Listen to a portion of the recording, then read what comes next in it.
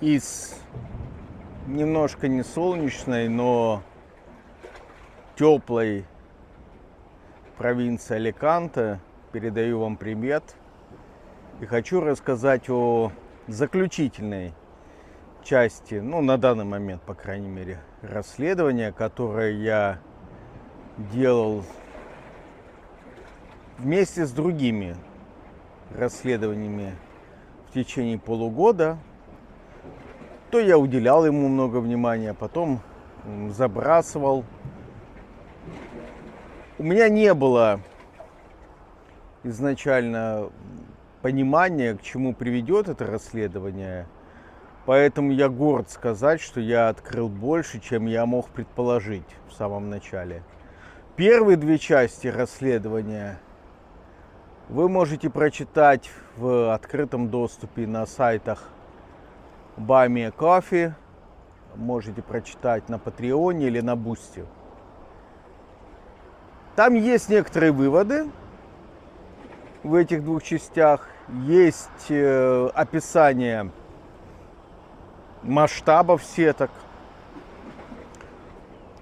пропаганды. Собственно, расследование было о наборе веб-сайтов, наборе телеграм-каналов, ВК аккаунтов, которые распространяли нарратив пророссийский, прогосударственный.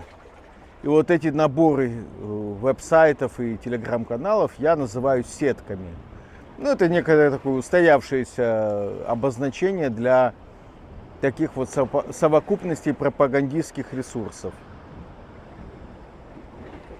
Сетки, вообще этот материал я назвал «Зов правды», потому что одна из сеток использует слово, вернее акроним «Зов» в своем логотипе. И мы знаем, что это слово стало мемом своего рода, хотя это были тактические символы раньше, до 22 года. Вторая сетка называется «Правда», потому что в доменном имени и в оформлении используется это слово «Правда». И третью сетку я ее назвал «Топ Ньюс», потому что дизайн этой сетки был, и вообще вот макет страницы был скопирован с украинских сайтов с одноименным названием «Топ Ньюс». Значит, что есть в третьей части? Если, кстати, вы не подписаны на меня в социальных сетях, подпишитесь на YouTube, подпишитесь. И вы можете зайти и задонатить на Buy Me a Coffee, прочитав две бесплатные части расследования. Можете купить мне чашечку кофе, или две, или три. Но даже одной будет достаточно для того, чтобы стать моим подписчиком на Buy Me a Coffee и получить доступ к выводам, о которых я сейчас рассказываю. То же самое на Патреоне. Становитесь моим подписчиком, и у вас и на Бусти у вас появится возможность читать закрытые вот эти вот обобщения. Так вот, два вопроса, которые я разъясняю в выводах. Первый вопрос: зачем это было сделано на самом деле? Вот эти вот сетки созданы. И вопрос, кому это выгодно, кто организатор, кто, может быть, приложил руку к участию. Потому что не все мои соображения можно доказать. Те, которые можно доказать, я пишу, что вот есть доказательства такие-то такие в выводах. Те, которые нельзя доказать, я пишу, что вот совпадение или не совпадение вам решать. Но поскольку я все-таки хочу вас замотивировать подписаться на меня, то не буду, естественно, вам рассказывать, что же там в выводах, но примерно обозначу. Первое. доказана связь между государственным вузом и одной из пропагандистских сеток. Доказана связь между крупным российским банком, его дочерними структурами и пропагандистскими сетками. Есть почти доказанная связь и вообще даже я описываю историю теневого короля регионального интернета. Вы не знаете, что такие есть? А я вот тоже не знал полгода назад, а сейчас я знаю, что есть теневые короли регионального интернета, их там несколько, которым принадлежат десятки, если не сотни компаний, оказывающие услуги интернета. Они не на слуху, как, допустим, Большая Четверка, но вы, скорее всего, пользовались их услугами. У меня даже есть ощущение, я не могу его доказать, но у меня есть ощущение, что я знаком лично с этим человеком. Я нашел связь в прошлом, между ним, его, вернее, организация, с государственным, кстати, участием, и вот этой сеткой «Правда». Почитайте, вы удивитесь, насколько большой бизнес буквально в тени остается. Что еще? Ну вот представьте себе, есть сотни сайтов, и количество этих сайтов все время растет. Я все время себе задавал два вопроса. Но слово «правда», ведь оно для нас звучит как-то понятно, для носителя русского языка. Ну, имеет еще какое-то значение для тех, кто знает, что «Правда» — это название советской газеты. Но ведь для испанцев слово «правда» не имеет никакого значения. И, соответственно, создавать сайт со словом «правда», не имеет смысловой нагрузки. Создавали сетку ЗОВ на русском языке, в русских доменных именах для Украины.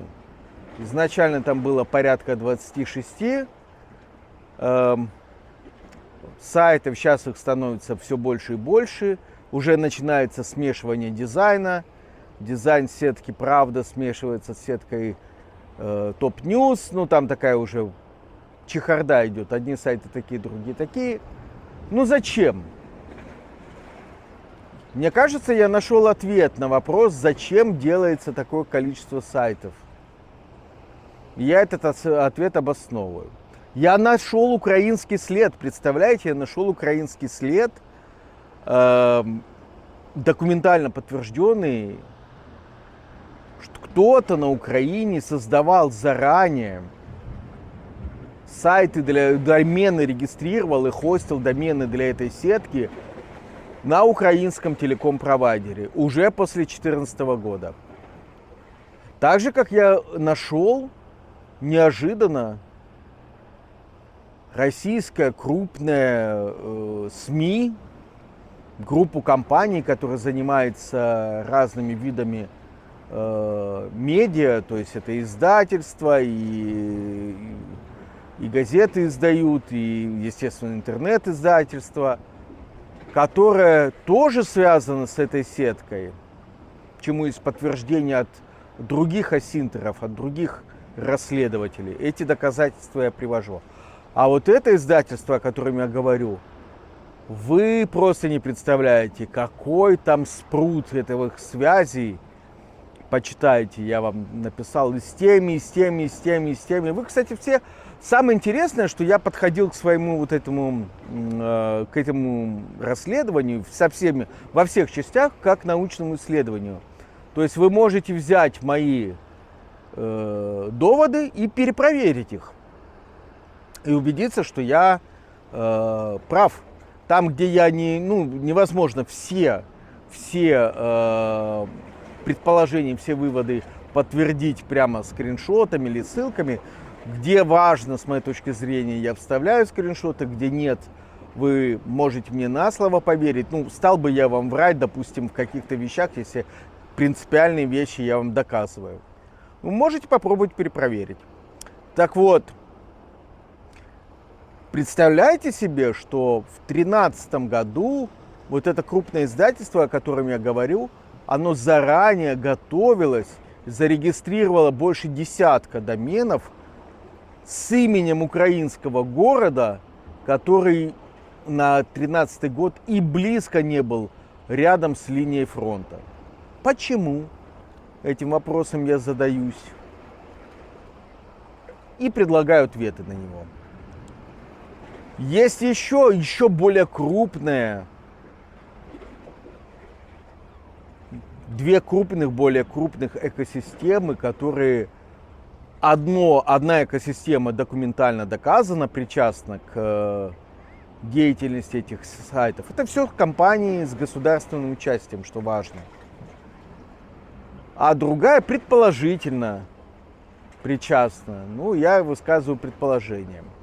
Также я пытался найти в третьей части и показываю, как я это искал, как я это делал, конкретных физических лиц, которые причастны к созданию этих сайтов.